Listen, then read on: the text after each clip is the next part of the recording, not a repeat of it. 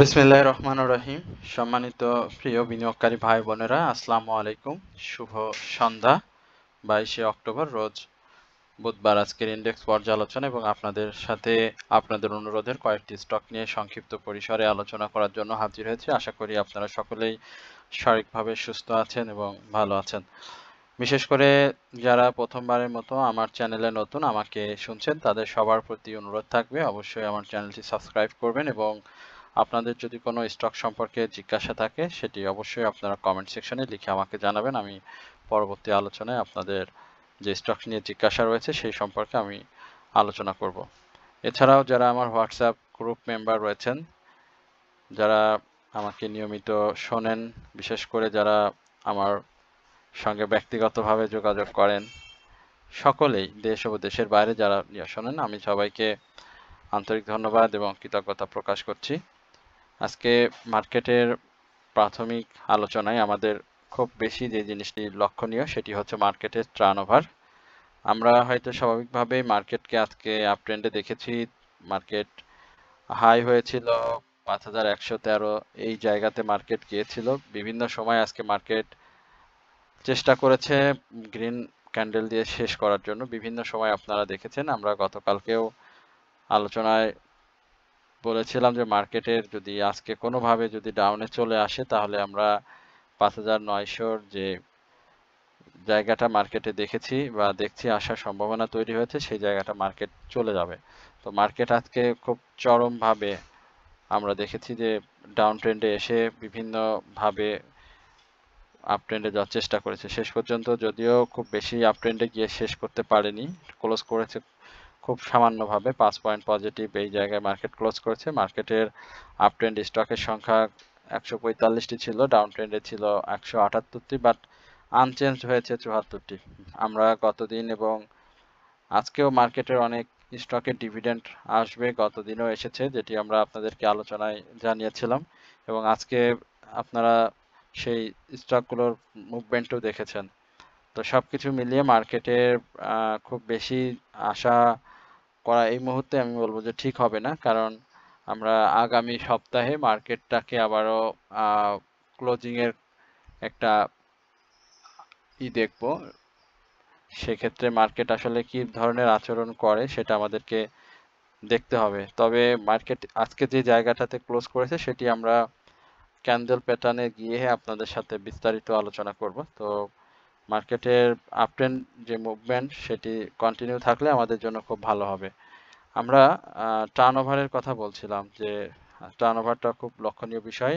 প্রথমেই আলোচনা শুরুতে বলেছিলাম, সেটি আপনারা দেখতে পাচ্ছেন যে কমে গিয়েছে। গত দিনে ছিল 478 কোটি টাকা, অর্থাৎ গত দিনের যে মুভমেন্টের সাথে টার্নওভারের বৃদ্ধি, সেটা মুভমেন্টের আজকে কিন্তু সেটি লক্ষণ আমরা দেখিনি, কারণ মার্কেটের টার্নওভার আজকে বেশ কমে গিয়েছে, অর্থাৎ 355 কোটি টাকা, 54-55 কোটি টাকার লেনদেন হয়েছে গত দিনের তুলনায়। এখানে কমটা যদি হতো ধরে নিতাম 20 কোটি, ইভেন 25 কোটির এই আশেপাশে যদি কম হতো তাহলে সেটি সমস্যা হতো না, কিন্তু সমস্যাটা করেছে সেটি 123 কোটি টাকার কম, যেটি গত দিনের লেনদেন থেকে বেশি কম হয়েছে। আমরা আনচেঞ্জ স্টক যেটি দেখতে পাচ্ছেন, গতদিনও হিউজ পরিমাণে ছিল। লেনদেন বৃদ্ধির ক্ষেত্রে আনচেঞ্জ স্টকগুলো আসলে কম হলে, প্রাইস অ্যাকশন হলে, লেনদেন হলে তাহলে কিন্তু আপনার ভ্যালুটা বাড়ে, তো সেটি কিন্তু হচ্ছে না। এখানে যদি আমরা আনচেঞ্জটা 20 থেকে 25টি বা ইভেন 10 থেকে 15টি দেখতাম তাহলে কিন্তু আমাদের মার্কেট টোটাল যে ভ্যালু সেটি বৃদ্ধি পেত। যাই হোক, আমরা 394, 395, 300, 350, 200, 250, 150 আমরা দেখতে অভ্যস্ত। মার্কেটের ভ্যালু আমরা অনেক দেখেছি, সুতরাং এটা নিয়ে হয়তো আমরা খুব বেশি ভয় পাবো না।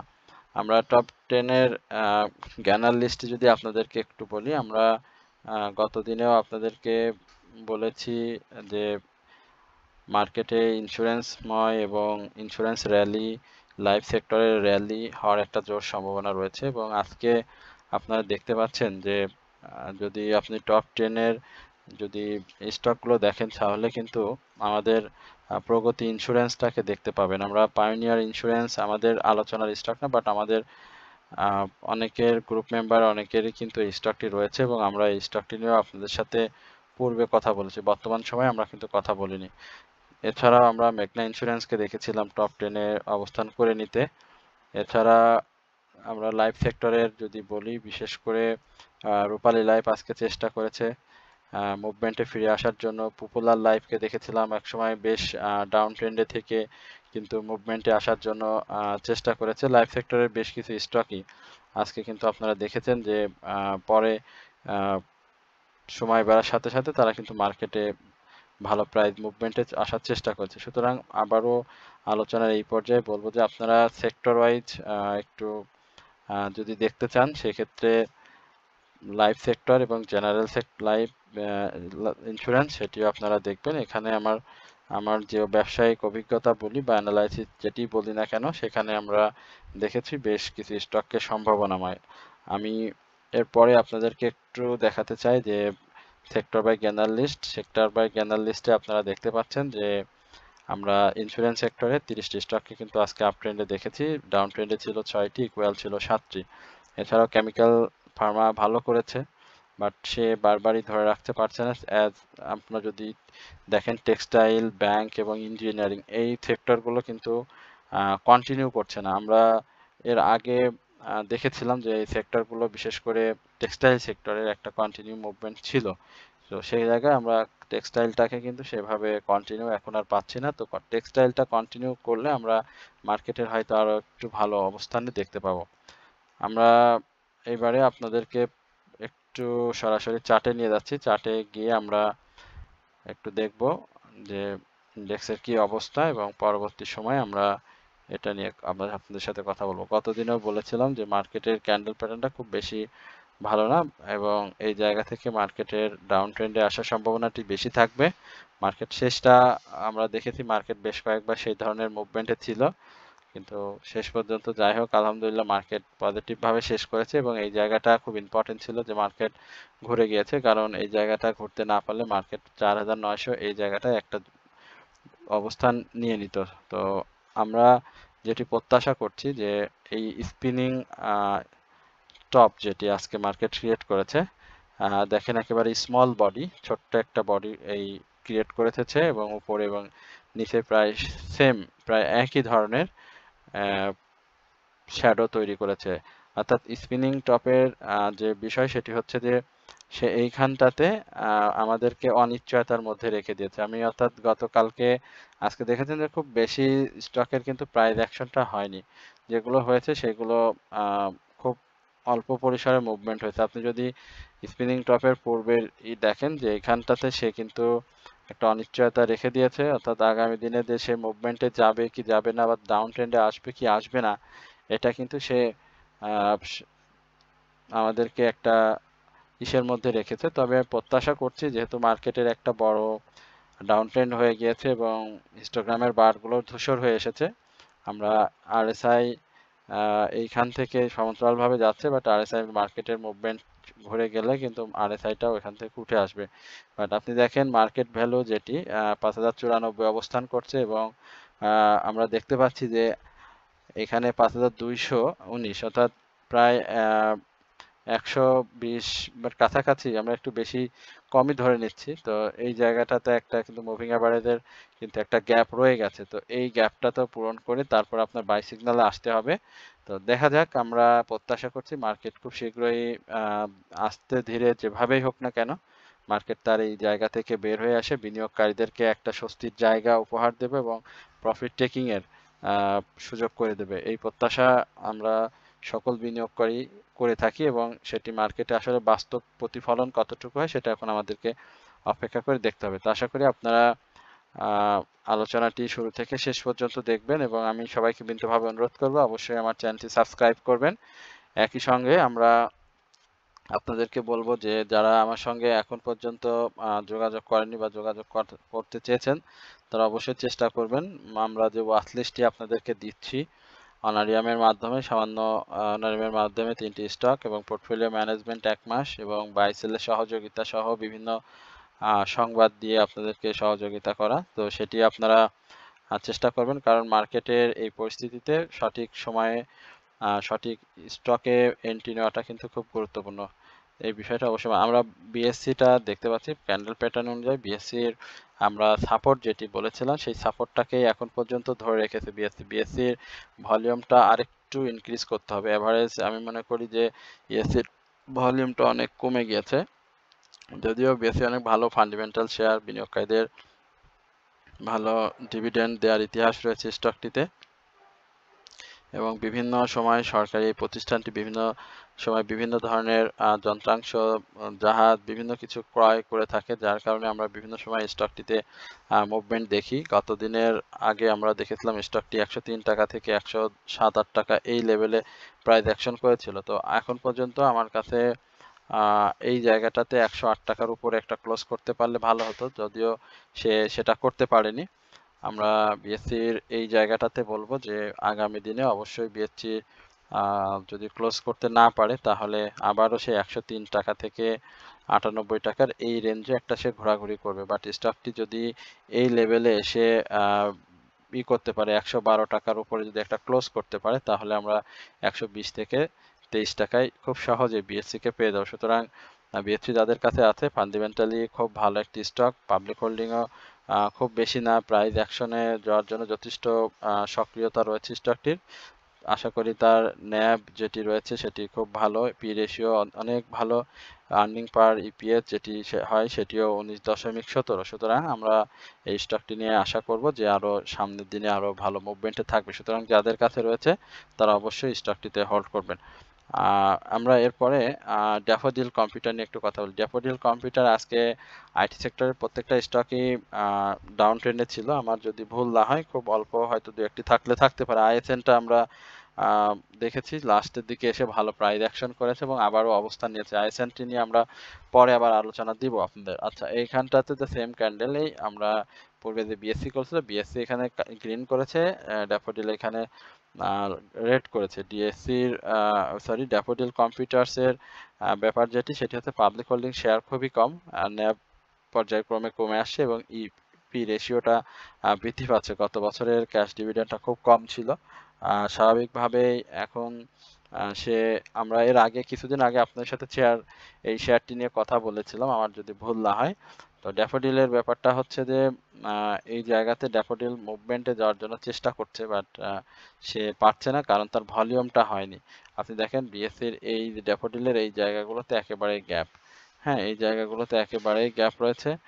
তো আমরা ড্যাফোডিল কম্পিউটার নিয়ে যেটি বলবো যে এই জায়গাটায় স্টকটি একটা সাইডওয়েজ মুভমেন্ট নেওয়ার চেষ্টা করবে এবং সেটি 43 টাকা থেকে 44 টাকা 90 পয়সা থেকে 45 টাকা এই জায়গাতে সে একটা মুভমেন্ট নেওয়ার চেষ্টা করবে এবং যদি ভলিউমটা যদি ক্রিয়েট করতে না পারে তাহলে পর্যায়ক্রমে আবারও সে ডাউন ট্রেন্ডে চলে আসবে। তবে সেক্টর ওয়াইজ মুভমেন্ট থাকলে স্টকটি এই 1 টাকা থেকে 1.5 টাকা 2 টাকা এই লেভেলে মুভমেন্টে করবে এবং এখন পর্যন্ত আমি বলবো যে স্টকটির সব থেকে বড় যে বাধাটি রয়েছে প্রাইস অ্যাকশনের ক্ষেত্রে সেটি 53 টাকা 40 পয়সা এবং এই জায়গাটাতে যদি সে ভালোভাবে ব্রেকআউট করতে পারে তাহলে আমরা 58 টাকা থেকে 60 টাকা এই জায়গাতে স্টকটিকে পেয়ে যাব। তো এখন পর্যন্ত বলবো যে ধৈর্য হারা হলে চলবে না, খারাপ পরিস্থিতি যেভাবে মার্কেটে টিকে থাকতে হয়, ভালো পরিস্থিতিতে সেভাবে প্রফিট নিতে হয়। যেহেতু এখন খারাপ পরিস্থিতি মার্কেটে যাচ্ছে, সুতরাং এই খারাপ পরিস্থিতিতে আপনাদেরকে ধৈর্য ধারণ করতে হবে। ধৈর্য ধারণ করলে হয়তো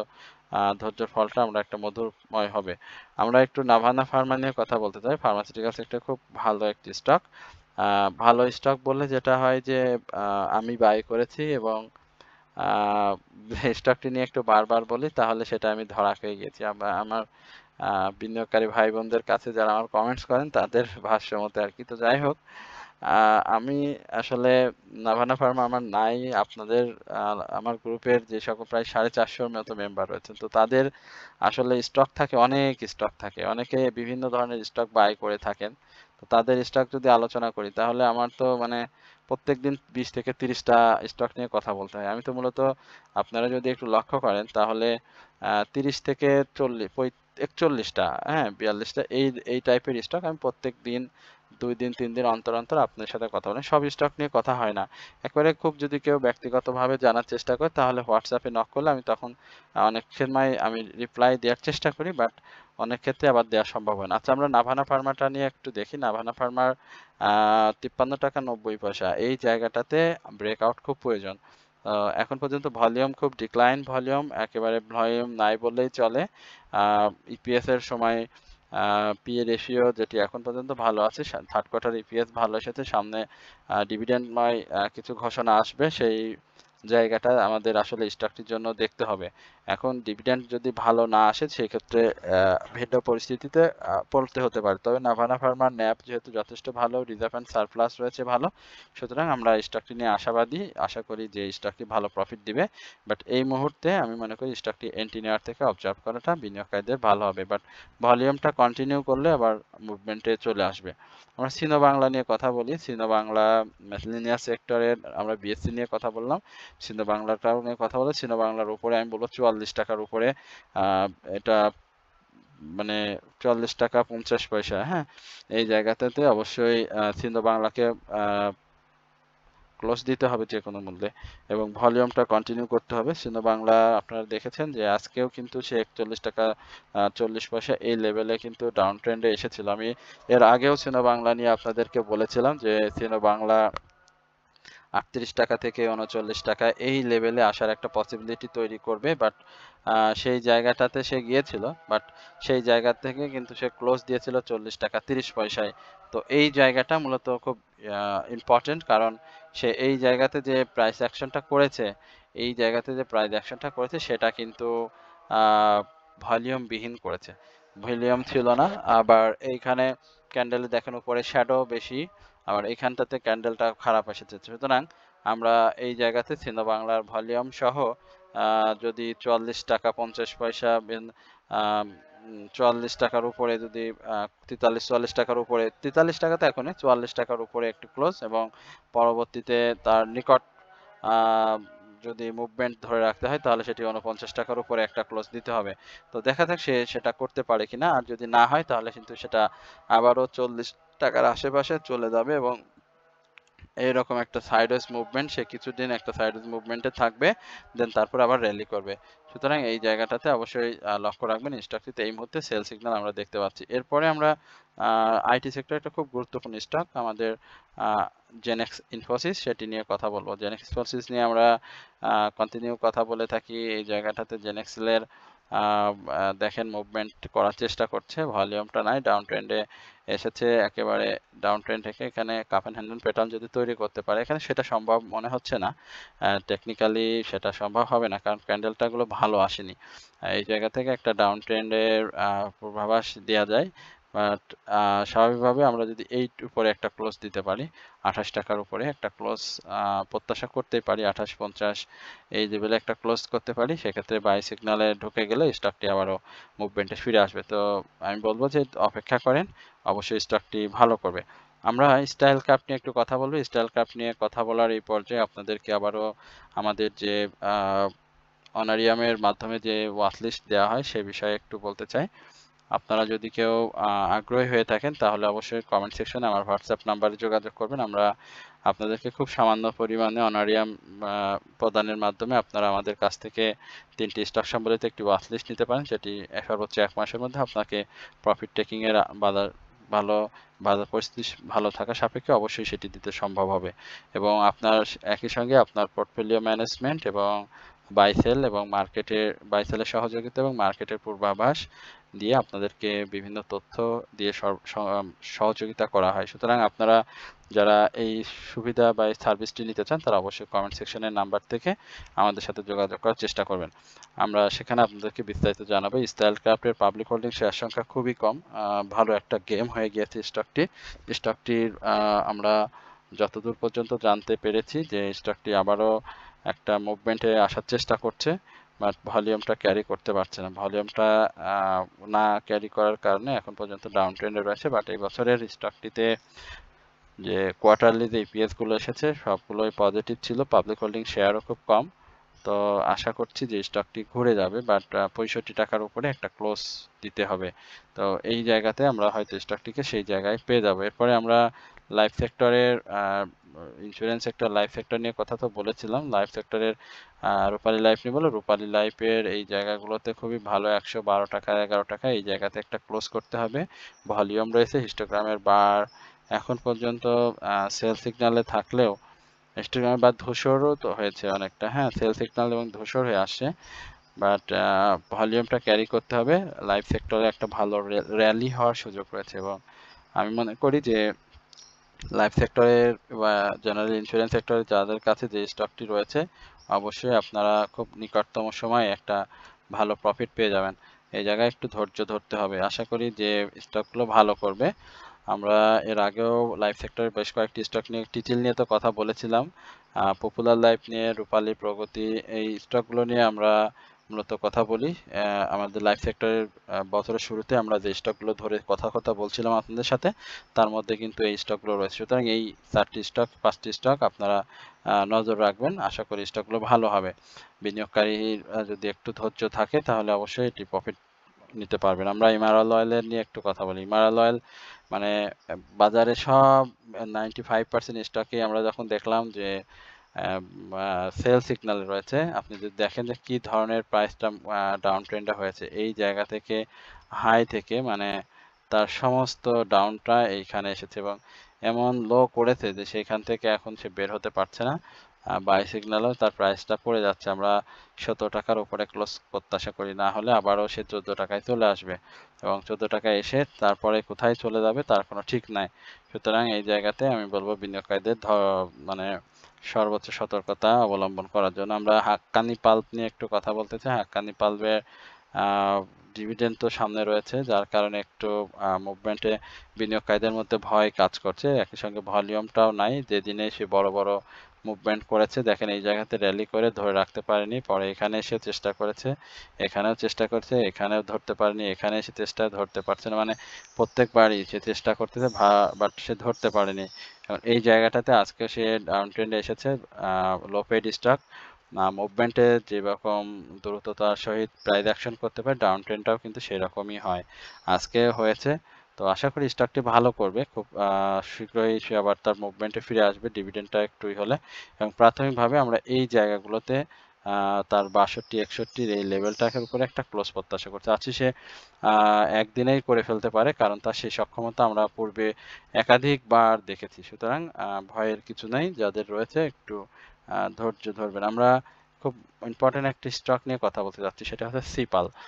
সিপালে আমার কাছে কেমন যেন মনে হচ্ছে যে আবারও মামুরা অ্যাক্টিভ হওয়ার মতো একটা পরিস্থিতি তৈরি হচ্ছে। আমি জানি না, এটা হতেই পারে। তো আমরা সিপালটা নিয়েও একটু নজরে রাখবো। আরএসআইটা অনেক নিচে চলে গিয়েছে, অনেক লো, অনেক প্রাইস অ্যাকশন হয়েছিল সিপালের, এই যে এখান থেকে দেখেন, সেখান থেকে সে এখানে গিয়েছিল এবং এখান থেকে আবারও ডাউন ট্রেন্ডে এসেছে। তো আমি বলবো যে আপনাদেরকে একটু এই মুভমেন্টে একটু নজর রাখা উচিত। যারা হাতে ক্যাশ রয়েছে, মুভমেন্টটা আসলে কিন্তু আবারও প্রাইস অ্যাকশনের সুযোগ হবে। তো আশা করি আপনারা সকলেই ধৈর্য সহকারে আজকের আলোচনাটি শুনেছেন এবং সবাইকে বলবো যে আমার চ্যানেলটি সাবস্ক্রাইব করবেন এবং যারা অনারিয়ামের মাধ্যমে ওয়াচলিস্ট নিতে চান তারা অবশ্যই আমাদের সাথে যোগাযোগ করবেন। আমরা অবশ্যই আপনাদেরকে সামান্য অনারিয়ামের মাধ্যমে আপনাদের ওয়াচলিস্ট সরবরাহ করব। তো সকলে ভালো থাকবেন, সুস্থ থাকবেন এই প্রত্যাশায় আজকের আলোচনা এখানে শেষ করছি। আসসালামু আলাইকুম ওয়া রাহমাতুল্লাহি ওয়া বারাকাতুহু।